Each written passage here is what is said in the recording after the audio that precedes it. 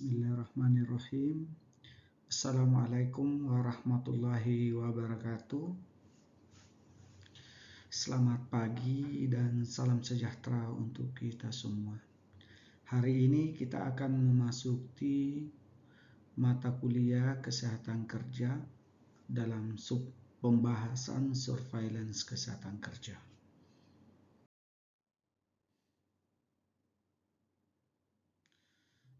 Tujuan pembelajaran: setelah mengikuti kuliah, mahasiswa mampu untuk menjelaskan dasar-dasar surveillance kesehatan kerja. Selanjutnya adalah mahasiswa mampu menjelaskan jenis-jenis surveillance kesehatan kerja.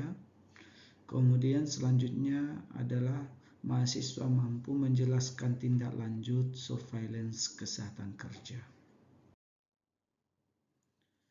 Kemudian pengertian dari surveillance adalah suatu kegiatan pengumpulan data yang sistematik dan terus-menerus, membandingkan, menganalisa dan menginterpretasi data dan menyebarluaskan informasi dari hasil analisis dan interpretasi kepada siapa yang membutuhkan untuk dilakukan tindakan.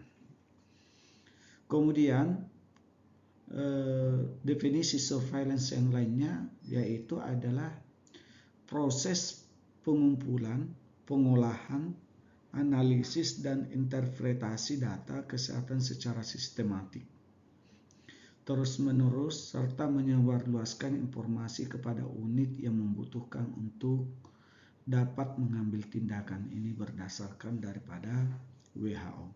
Kemudian secara umum, surveillance kesehatan kerja adalah usaha pengumpulan data secara sistematik dan berkelanjutan, melakukan analisis atas data tersebut, serta melakukan interpretasi dengan tujuan untuk perbaikan dari segi kesehatan dan keselamatan kerja.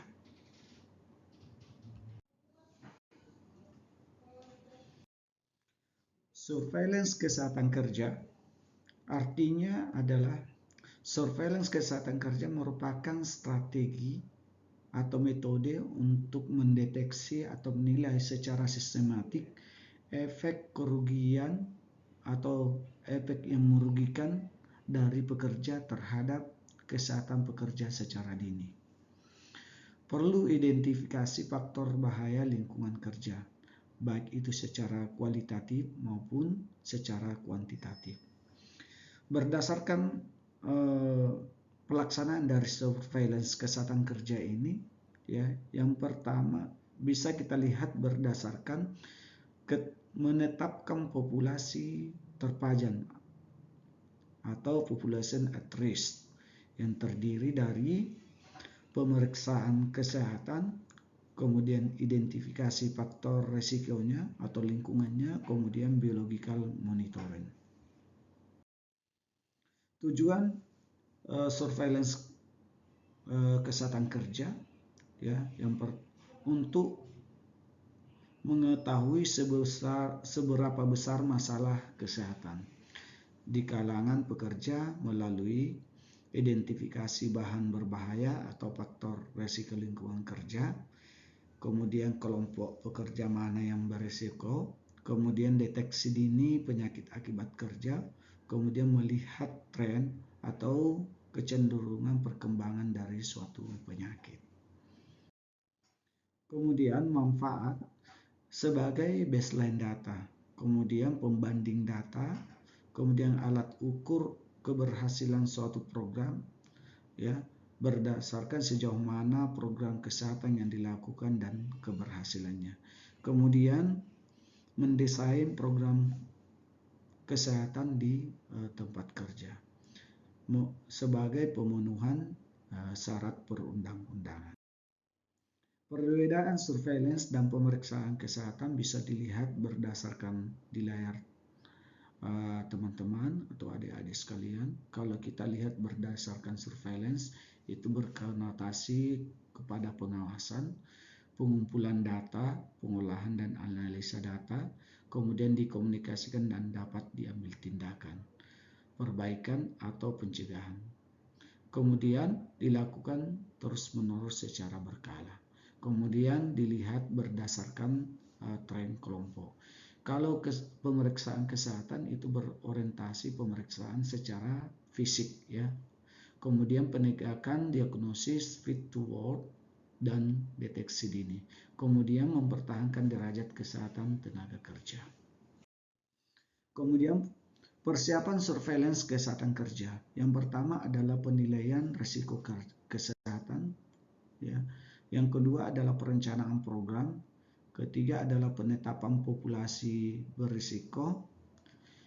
Keempat adalah penetapan jenis hazard dan efek kesehatan yang dipantau. Yang kelima, penetapan jenis pemeriksaan kesehatan. Yang keenam adalah komunikasi untuk mendapatkan dukungan dan komitmen. Kemudian yang ketujuh, yaitu pembentukan tim surveillance. Jadi ini adalah beberapa tahapan atau beberapa persiapan yang perlu dilakukan dalam pelaksanaan surveillance kesehatan kerja. Kemudian jenis surveillance kesehatan kerja atau jenis surveillance kesehatan berdasarkan peraturan Menteri Kesehatan Republik Indonesia nomor 45 tahun 2014 tentang penyelenggaraan surveillance kesehatan. Berdasarkan sasaran dan penyelenggaraannya, surveillance kesehatan terdiri dari 5 poin. Yang pertama adalah surveillance penyakit menular, kemudian surveillance penyakit tidak menular, kemudian surveillance kesehatan lingkungan, kemudian surveillance matra, ya, dan yang terakhir adalah surveillance bermasalah kesehatan lainnya. Surveillance kesehatan matra ini adalah surveillance yang dilakukan baik itu di darat, di laut maupun di udara. Kemudian sumber data surveillance kesehatan kerja. Yang pertama adalah berdasarkan data demografi karyawan, kemudian data pajanan, kemudian data hasil pemeriksaan kesehatan yang dilakukan di lingkungan perusahaan, kemudian data klinik masuk dan keluar pasien, kemudian data medikal atau kehadiran daripada tenaga kerja, kemudian data kecelakaan atau penyakit akibat kerja, kemudian rekam medis, kemudian sumber data kesehatan lainnya. Bentuk penyelenggaraan surveillance, ya, surveillance epidemiologi rutin terpadu, ya. Kemudian pengumpulan data surveillance aktif, kemudian dilaksanakan secara berkualitas, ya. Kemudian tidak diskriminatif atau secara objektif, tidak dilakukan surveillance ini berdasarkan keinginan kita tetapi berdasarkan kebutuhan. Kemudian yang kelima adalah valid, hasil pemeriksaan berlaku 1 tahun, hasil pajanan tertentu hanya berlaku untuk 6 bulan. Kemudian pelaksanaan pemeriksaan bisa sendiri, tapi harus dapat terjamin hasilnya atau validitasnya bisa terjamin. Kemudian hasil pemeriksaan ada kesimpulan akhir dalam bentuk asli dan hard copy. Kemudian selanjutnya adalah limbah dari pemeriksaan kesehatan diamankan sesuai dengan perundangan. Kemudian pelayanan jangka panjang, ya, dan yang terakhir adalah biaya rinci dan transparan. Jadi ini adalah bentuk-bentuk daripada penyelenggaraan surveillance yang dilakukan di lingkungan kerja. Kemudian komponen surveillance kesehatan kerja. Yang pertama adalah surveillance pemeriksaan kesehatan, kemudian surveillance identifikasi faktor risiko bagi yang berorientasi ke lingkungan, kemudian surveillance berdasarkan biological monitoring, ya. Kemudian pemeriksaan kesehatan berdasarkan jenisnya, baik itu di awal bekerja, ya, prakerja, kemudian prakerja, penempatan atau ahli tugasnya. Kemudian selama karyawan tersebut bekerja, ya, baik itu dilakukan secara berkala atau dalam waktu-waktu yang dilakukan waktu tertentu, minimal mungkin 1 kali per 6 bulan atau sekali dalam setahun, tergantung dari kebutuhannya. Kemudian di sesi akhir bekerja atau pasca penempatan atau pada saat dia sudah selesai melakukan pekerjaannya. Kemudian berdasarkan jenis pekerjaannya itu bisa dilihat yang bisa dilaksanakan surveillance seperti tukang las, sopir, operator alat berat, penjamah makanan, ya, kemudian pekerja medis, pekerja offshore, ya, lepas pantai, operator komputer, penyelam, pilot, pemadam kebakaran, security dan lain-lainnya. Ya, jadi kalau kita berbicara tentang surveillance ini, semuanya bisa kita laksanakan tergantung daripada kebutuhan yang ingin dicapai. Kemudian berdasarkan daripada pajanannya, ya, berdasarkan di lingkungan kerja seperti berkaitan dengan kebisingan, debu, silika, suhu ekstrim, bahan kimia, kemudian pelarut organik, ya, air raksa, timah, hitam, asbes dan lain sebagainya. Kemudian berdasarkan identifikasi faktor risiko atau lingkungan kerjanya, yang pertama adalah jenis bahayanya atau hazardnya, baik itu secara fisik, biologi maupun secara biologi. Kemudian bentuk identifikasi bahayanya, kemudian bentuk evaluasi risiko bahayanya, kemudian bentuk pengendalian risiko bahayanya.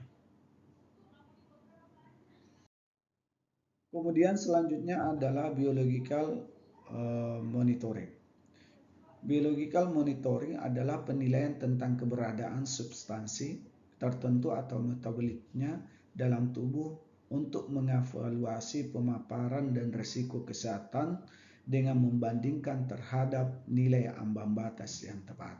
Ya, jadi seperti bisa kita ambil berdasarkan contoh pemeriksaan yang dilakukan berdasarkan darah, tes darah, urin, ya, kemudian napas. Ya, jadi bisa kita lihat berdasarkan daripada standar-standar yang dikeluarkan dari Permenkes.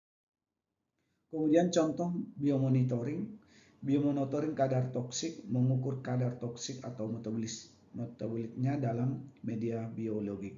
Kemudian biomonitoring efek non-toksin, mengukur efek non-toksin yang berhubungan dengan dosis internal. Ya. Kemudian yang ketiga adalah biomonitoring kualitas toksin, mengukur jumlah toksin aktif yang langsung berinteraksi dengan molekul target. Kemudian proses dan analisis data surveillance. Itu bisa dilihat dari gambar teman-teman atau adik-adik sekalian. Yang pertama itu berdasarkan topik pengumpulan datanya, itu berdasarkan daripada plan. Kemudian pengolahan dan analisis data, itu adalah pelaksanaannya. Kemudian interpretasi data, pengecekan, kemudian tindak. Yang keempat adalah tindak lanjut dan diseminasi, ya, daripada pelaksanaan yang telah dilakukan. Kemudian untuk uraian kegiatan dan hasil yang diharapkan bisa dilihat berdasarkan dari layar teman-teman atau adik bisa dibaca. Kemudian kalau ada yang kurang dipahami bisa dipertanyakan kembali. Kemudian alat pelindung diri. Alat pelindung diri ini adalah salah satu wadah atau alat yang digunakan untuk memperkecil kemungkinan, ya, terjadinya penyakit akibat kerja maupun penyakit yang berhubungan dengan pekerjaan. Atau alat pelindung diri ini juga bisa digunakan sebagai untuk memproteksi diri dari kecelakaan kerja. Peluang penyimpangan dapat diperkecil dengan menggunakan alat pelindung diri dan sesuai dengan fungsinya, antara lain seperti penggunaan topi atau safety helmet, kemudian safety glass, pelindung mata, kemudian masker, safety mask, kemudian penutup telinga, kemudian sarung tangan. Silahkan teman-teman atau adik-adik sekalian bisa membaca berdasarkan uraiannya atau penjabarannya masing-masing. Kemudian jas hujan atau bisa kita ambil sebagai contoh adalah